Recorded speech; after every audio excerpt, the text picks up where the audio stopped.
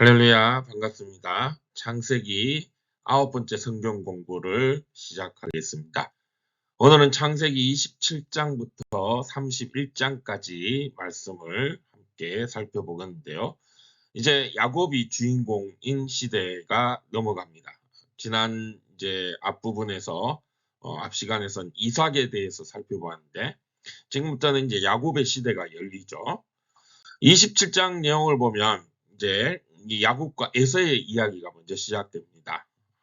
이삭이 나이가 많이 들어서 이제 눈도 어두워지고 그야말로 이제 천국 갈 날이 얼마 남지 않아서 이제 자기의 모든 이 집의 이 가장으로서의 권위를 아들에게 물려주고 특별히 장자에게 처자들에게 물려주려고 이제 축복하는 그런 모습이 나오고 있습니다.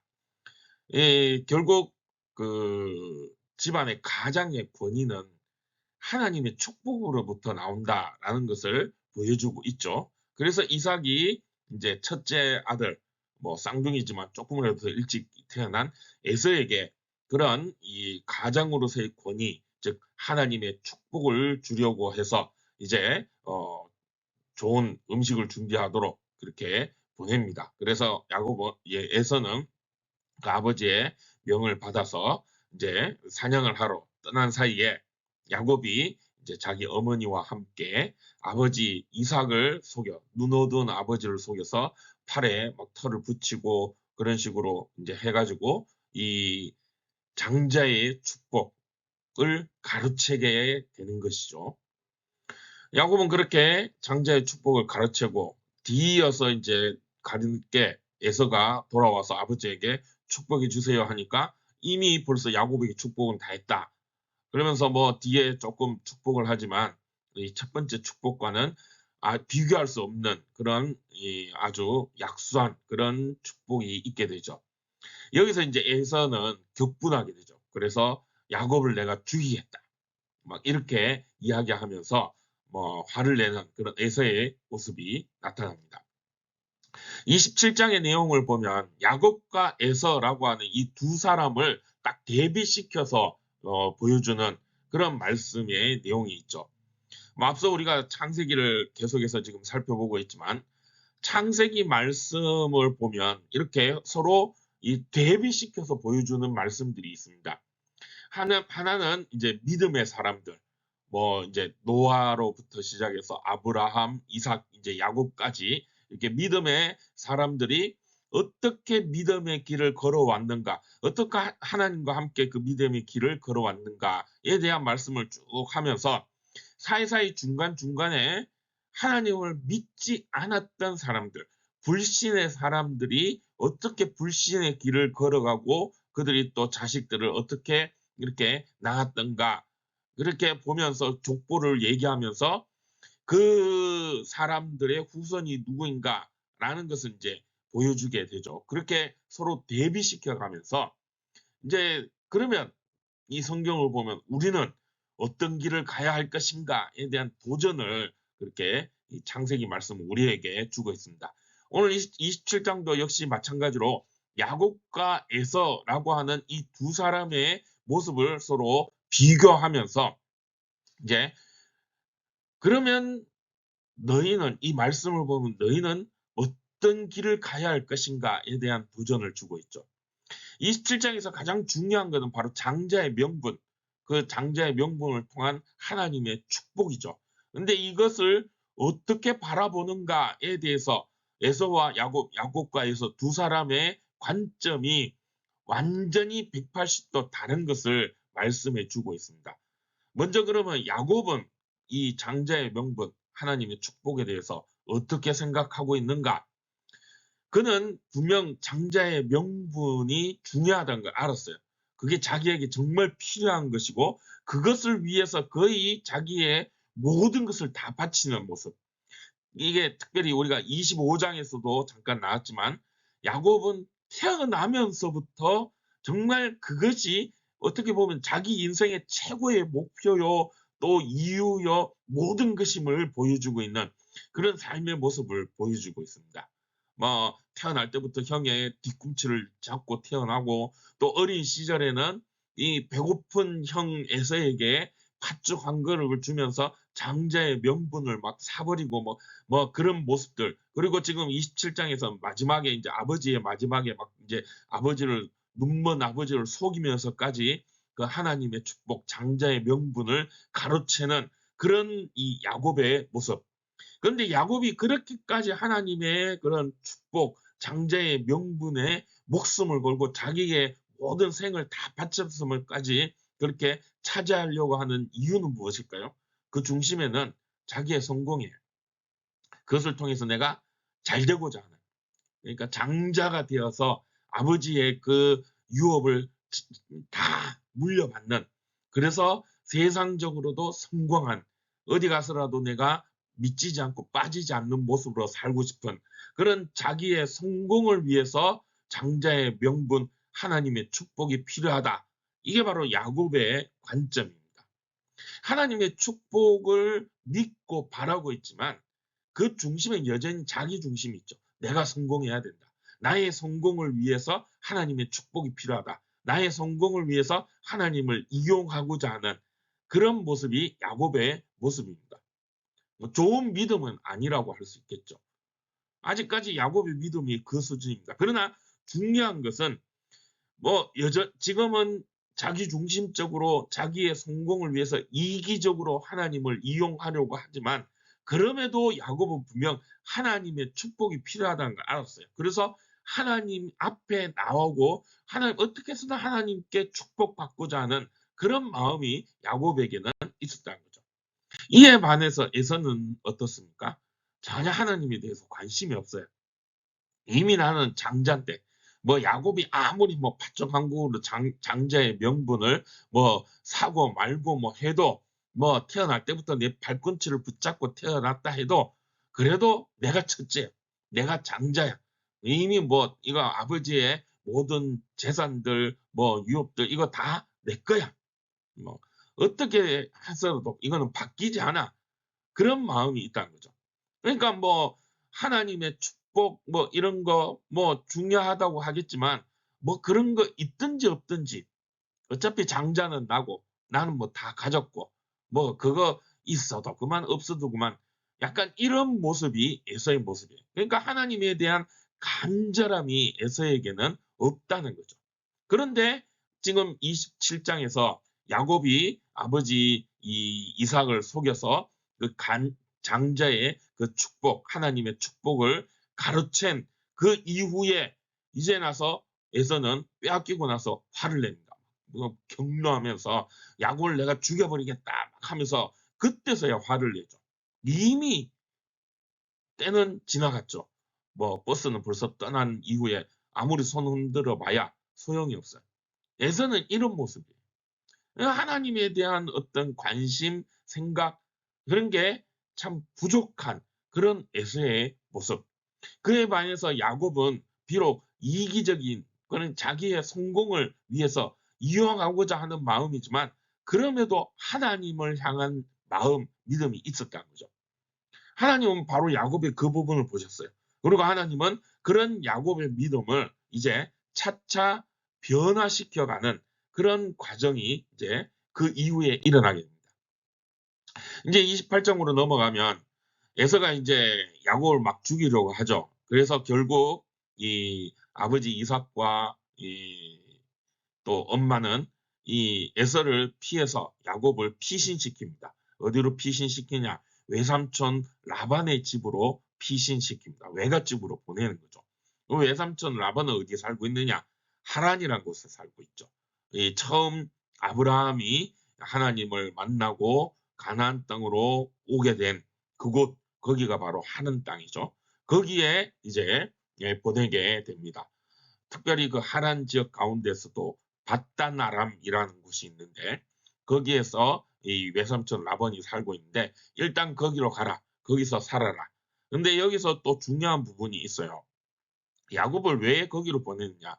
그곳이 이 근본 아브라함의 또 뿌리이기도 하고, 거기 사람과 또 결혼을 하는, 결혼의 문제도 아주 중요하죠. 이삭도 거기서 이제 이 리브가를 데리고 와서 결혼했는데 야곱도 역시 그런 전철을 밟아서 거기서 결혼해야 되는 그런 이유, 그러니까 이 하나님의 약속에 대한 그 믿음을 모습을 계속 이어가고자 하는 그런 마음에서 이 이삭은 에서가 아니고 에설티에서 야곱을 라반의 집으로 보내게 됩니다. 그런데 그 사이에 보면 28장 6절과 9절에 보면 에서의 모습이 잠깐 언급이 되죠. 에서는 그런데 어떻게 합니까? 가나안 여인과 결혼을 해요. 6절과 9절 말씀을 28장 6절과 9절 말씀을 보면 가나안 여인과 결혼하는 에서에 대해서 언급하고 있죠. 결국 에서는 그런 식으로 가나안 땅에 살면서 가나안 여자와 결혼하고 하나님과 전혀 상관없는 그런 불신의 길을 걸어가고 있음을 말씀하고 있어요.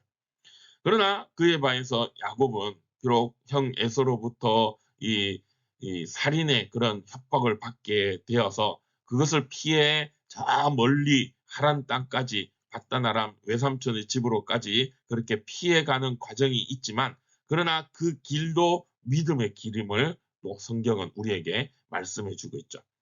그렇게 이제 바단 아람 하란 지역에 있는 라반의 집으로 갑니다. 거기서 그 가운데 베델이라는 곳에 머물게 된 야곱의 모습을 말씀하고 있죠.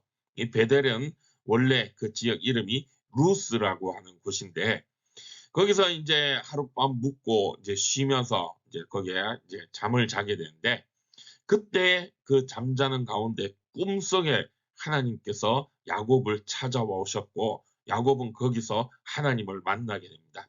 그 꿈은 우리가 잘 알고 있는 것처럼 사닥다리의 꿈을 꾸게 되죠. 하늘까지 쭉 이어진 그 사닥다리 천사들이 오르락 내리락 하는 그런 모습을 꿈을 야곱이 보면서 거기서 이제 하나님과 언약을 맺게 됩니다. 하나님이 야곱에게 이 15절의 말씀을 주시죠. 내가 너와 함께 있어 내가 어디로 가든지 너를 지키며 너를 이끌어 내게 허락한 것을 다 이루기까지 너를 떠나지 아니하니라 라고 하는 그런 약속, 언약을 하나님께서 야곱에게 주십니다. 그 내용이 뭡니까? 내가 너와 함께 하겠다는 거죠. 내가 너를 통하여서 너에게 허락한 것, 즉 너의 할아버지 아브라함, 아버지 이삭에게 했던 그 언약을 또 너에게도 이어서, 그래서 그것을 다 이룰 때까지 내가 너와 함께하고 너를 떠나지 않겠다. 그러니까 할아버지 아브라함, 아버지 이삭과 함께 하셨던 그 하나님이 난데 이제 내가 너와 함께하며 너로 하여금 그 아브라함 이삭에게 한 그 언약, 그 약속, 하나님의 뜻을 이루어 가겠다라는 그런 언약을 하나님께서 야곱에게 주시는 거죠. 하나님이 이렇게 언약하신 것은 이후에 이제 야곱과 함께 하시겠다는 것이고, 그것은 결국 이 야곱의 그 자기 중심적인 믿음을 바꾸어 가시겠다라고 하는 하나님의 의지를 나타내시는 것입니다. 그것이 하나님의 뜻이라는 거죠. 자기 중심적인 야곱의 믿음을 하나님 중심적으로 바꾸어 가시겠다. 이게 바로 하나님이 야곱과 맺은 언약의 내용인 것입니다. 야곱은 이제 꿈에서 깨어나서 그곳을 이제 베델, 하나님의 집이다. 원래 루스였던 그곳의 이름을 하나님의 집이라고 뜻한 베델이라고 바꾸고 21절, 22절에 이제 15절에서 아까 하나님께서 주신 그 약속에 대해서 이제 화답하는 그런 내용이 21절, 22절에 나오는데, 그 내용을 살펴보면 여호와께서 나의 하나님이 되실 것입니다.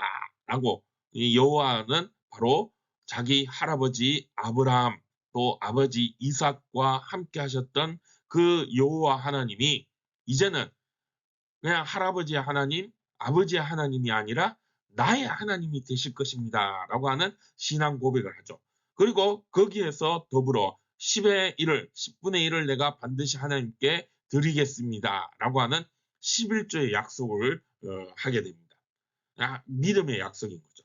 결국 이 11조는 내 삶이 다 하나님의 것입니다. 하나님 뜻대로 하십시오. 하나님의 뜻이 이루어짐을 믿습니다. 나의 모든 이제 앞으로의 인생을 하나님께 맡기겠습니다 하는 그런 신앙의 고백이 담겨져 있다라는 거죠.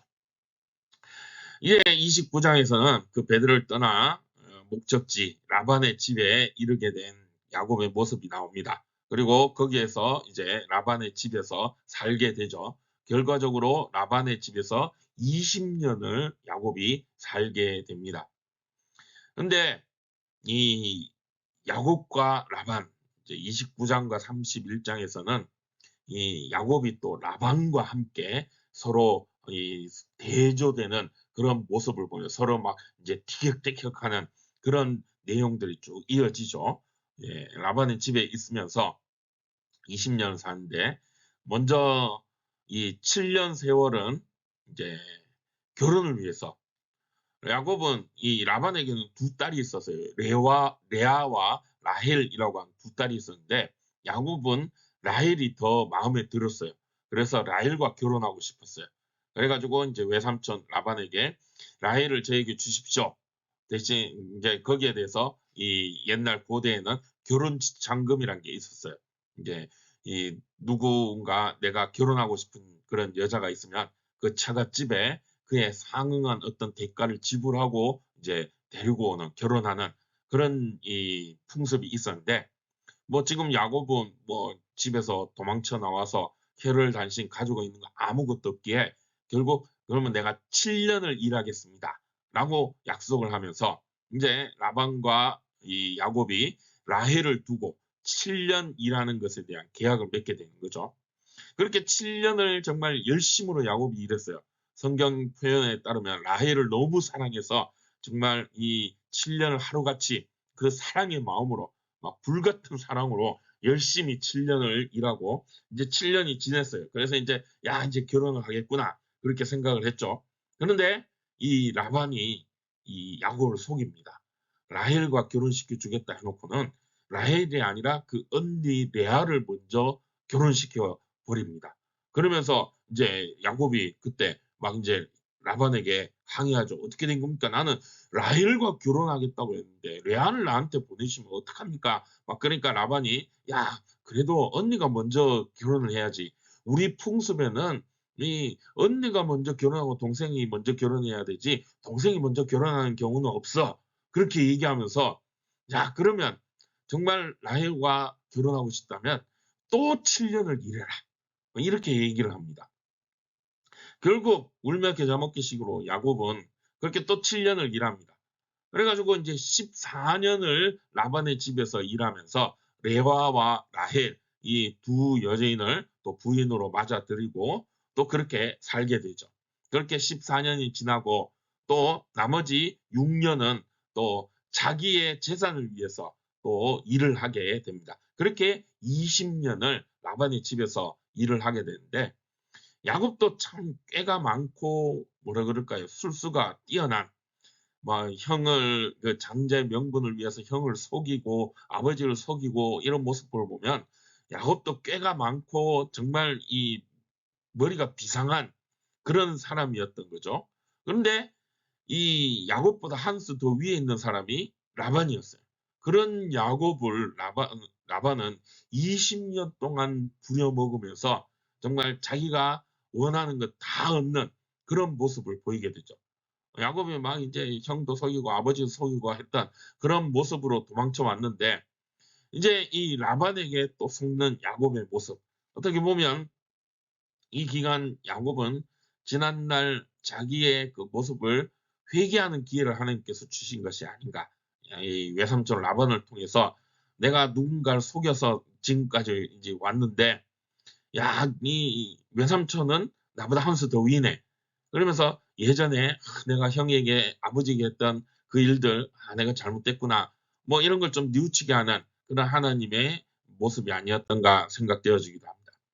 자, 이렇게 서로 막 라반과 야곱 또 막 이래 티격태격하면서 20년 세월이 지납니다. 우리가 이 두 사람만 놓고 보면 누가 먼저 머리가 더 좋으냐, 누가 더 어떤 꾀로 누가 누구를 속이고 막 이 라반이 야곱을 속이고 또 야곱이 또 라반을 속이고 막 서로 막 이렇게 이 엎치락뒤치락 하면서 막 경쟁하다시피 하는 그런 모습을 봅니다. 보면 또 일정 부분 재밌는 부분도 있기도 해요.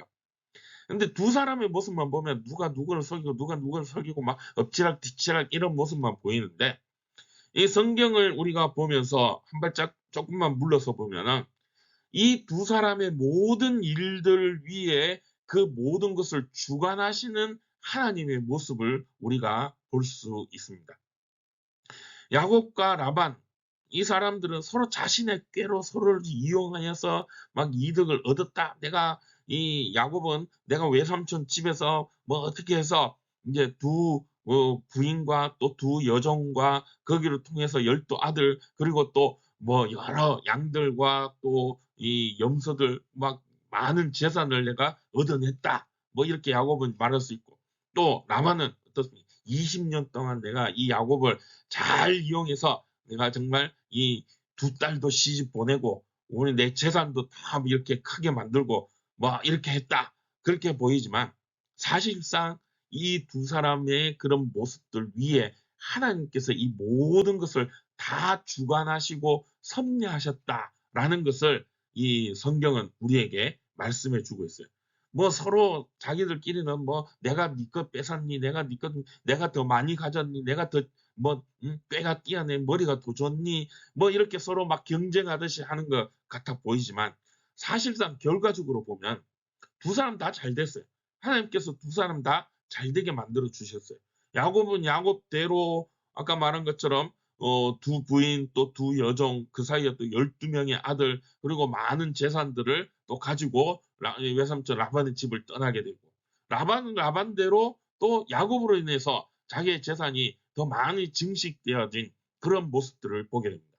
두 사람 다 어떻게 보면 윈윈했다고 할 수 있죠. 서로 막 그 사이에 막 서로 뭐 엎치락뒤치락 했지만 결과적으로 하나님께서 그 두 사람 다 잘되게 해주셨다는 겁니다.